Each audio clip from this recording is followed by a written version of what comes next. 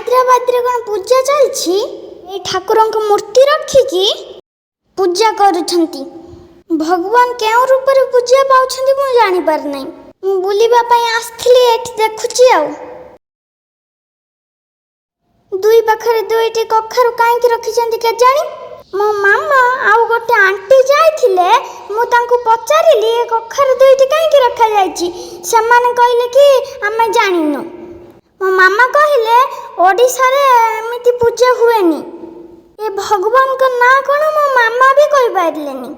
ଓଡ଼ିଆ ଲୋକ ଓ ତେଲୁଗୁ ଲୋକଙ୍କ ମଧ୍ୟରେ ବହୁତ ପାର୍ଥକ୍ୟ। ଆମ ଓଡ଼ିଶାର ପର୍ବପର୍ବାଣୀ ଠାରୁ ତେଲୁଗୁ ଲୋକଙ୍କ ପର୍ବପର୍ବାଣୀ ବହୁତ ଅଲଗା।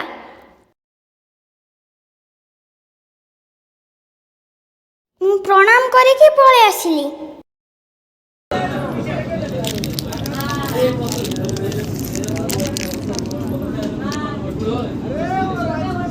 శోభా తొందర గ్రామ పంచాయతీ రావాలి నువ్వు.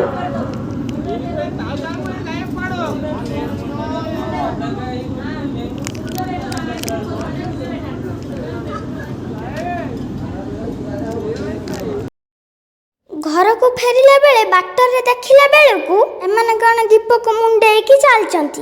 ମୋ ମାମା କହିଲେ ଏମାନଙ୍କର ଉତ୍ସାହ ଯେ, କିନ୍ତୁ ଚିକେନ ମଟନ ବହୁତ ଖାଇଥିବେ।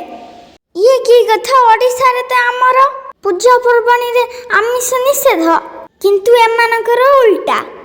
ମୋ ମାମାଙ୍କୁ ପଚାରିଲା ବେଳକୁ ମୋ ମାମା କହିଲେ ବର୍ଷା ଉଠେଇଛି, ମାମା କହିଲେ ଏମାନଙ୍କର କ'ଣ, କିନ୍ତୁ ତମ